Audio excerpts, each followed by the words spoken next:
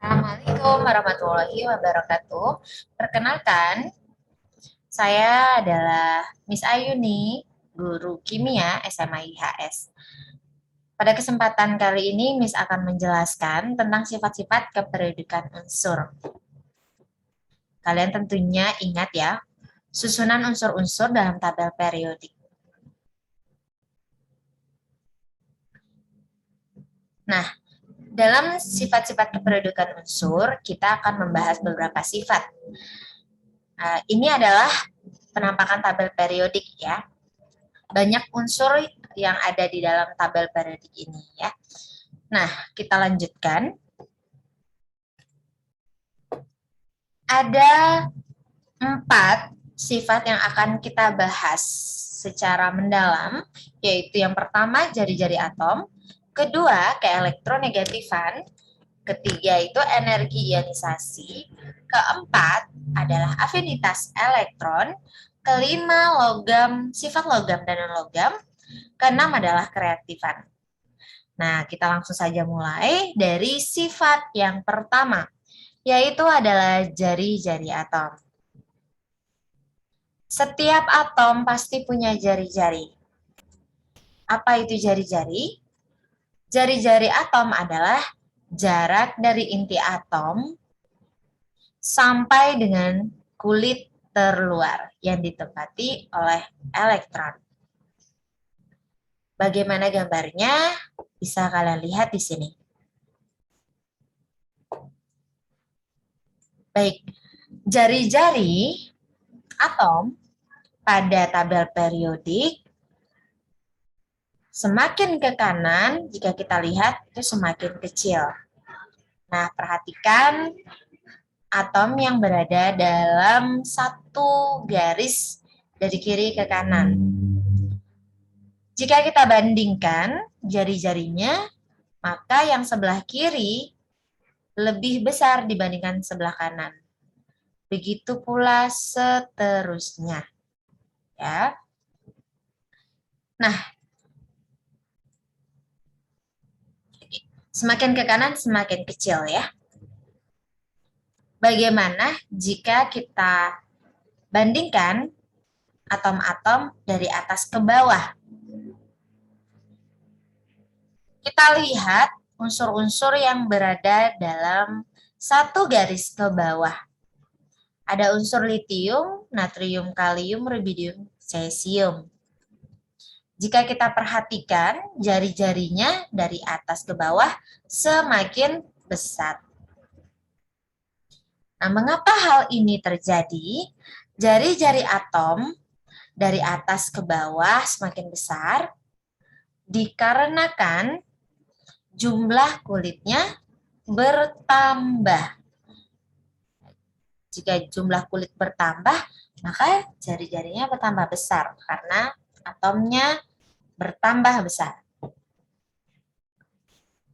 Nah, jika dari kiri ke kanan bertambah kecil jari-jarinya karena jumlah kulitnya sama, tetapi jumlah muatan intinya atau proton ya di dalam inti dan elektronnya tambah banyak sehingga gaya tarik menarik antara proton yang ada di inti dengan elektron di kulit terluar itu tambah kuat sehingga jari-jarinya semakin kecil karena mereka tarik menarik sehingga lebih kecil jari-jarinya.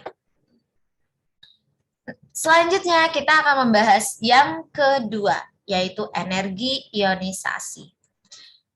Energi ionisasi adalah energi minimum yang dibutuhkan oleh suatu atom untuk melepas satu elektron valensinya dalam wujud gas, sehingga membentuk ion positif. Energi ionisasi bisa kita ibaratkan bisa kita ibaratkan gaya tarik menarik ya atau gaya tarik dari elektron. Nah, energi ionisasi bisa kita analogikan sebagai energi yang dibutuhkan untuk menarik suatu benda, ya, suatu elektron dari atom. Semakin kuat elektronnya menempel atau berada di dalam atom, maka semakin susah juga dia untuk dilepas. Begitu juga sebaliknya.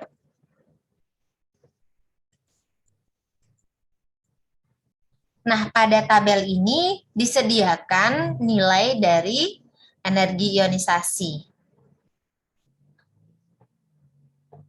Kita cek dari kiri ke kanan ya, satu baris. Dari atom litium sampai dengan atom neon, energi ionisasinya dari kiri ke kanan bertambah besar. Ya. Jadi semakin ke kanan, energi ionisasinya semakin besar.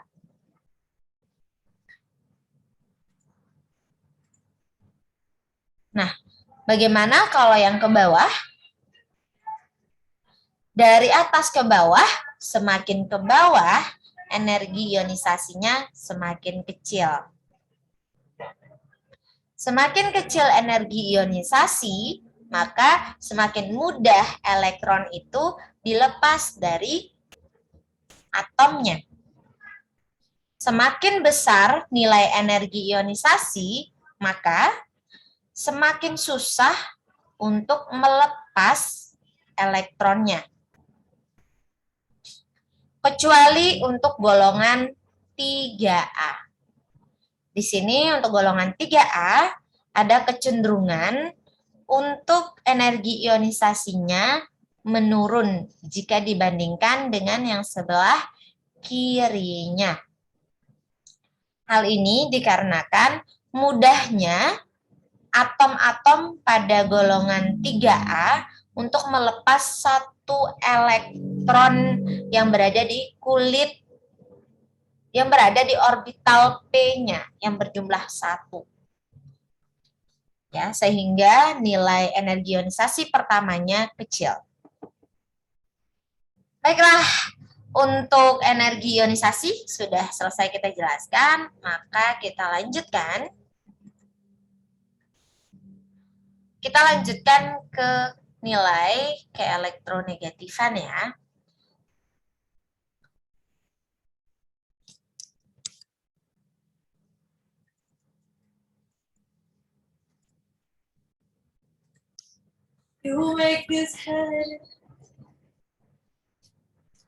Ya, untuk keelektronegatifan adalah kecenderungan suatu atom untuk menarik elektron valensi dari atom lain dalam membentuk ikatan.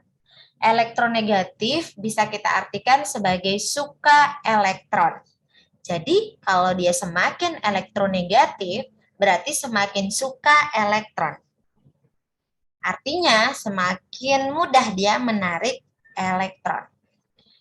Baik, kita lihat nilai-nilai elektronegatif dari atom-atom pada tabel periodik, khususnya golongan A.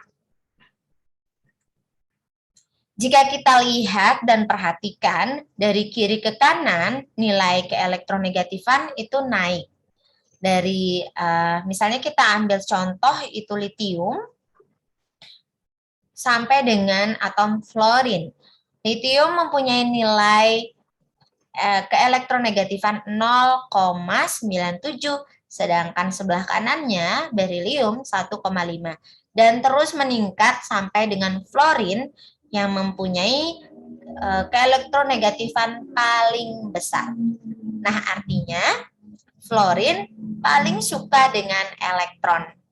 Jika sudah suka elektron, berarti dia cenderung akan menarik elektron ke dalam atomnya, ke dalam kulit atomnya.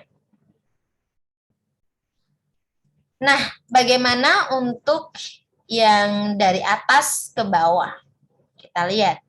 dari atas ke bawah ternyata kecenderungan dari elektronegatifan itu berkurang. Turun ya nilai elektronegatifnya. Artinya atom tidak suka dengan elektron. Kecenderungan untuk menarik elektron itu berkurang. Itulah makna dari keelektronegatifan. Selain itu, kita punya sifat periodik, ya keperiodukan yaitu afinitas elektron. Afinitas elektron ini hampir sama kecenderungannya dengan elektronegatif. Pengertiannya atau definisinya adalah energi yang dihasilkan oleh suatu atom apabila atom tersebut menerima elektron valensi dari atom lain. Sehingga nanti terbentuk ion negatif karena menerima elektron. Apa itu elektron valensi? Elektron valensi adalah elektron yang berada di kulit terluar. Baiklah, untuk afinitas elektron, di sini juga ada nilainya. Untuk nilai afinitas elektron ini, tidak semua mewakili kecenderungan dari atom untuk menarik elektron. Kita lihat di tabel nilai dari Li sampai dengan fluorin. Dari litium sampai fluorin kecenderungannya meningkat, kecuali untuk golongan boron, Al, gallium, indium, dan Tl, kemudian golongan nitrogen, fosfor, arsenik, kemudian bismut dan Sb. Nah, kita kecualikan dua golongan ini ya. Nah, di sini kecenderungannya sama, dari kiri ke kanan itu akan meningkat, dan dari atas ke bawah afinitas elektronnya itu menurun. Nah, untuk sekarang yang lebih banyak digunakan itu adalah keelektronegatifan dibandingkan afinitas elektron. Baiklah anak-anak, cukup sekian untuk penjelasan dari sifat-sifat keperiodikan.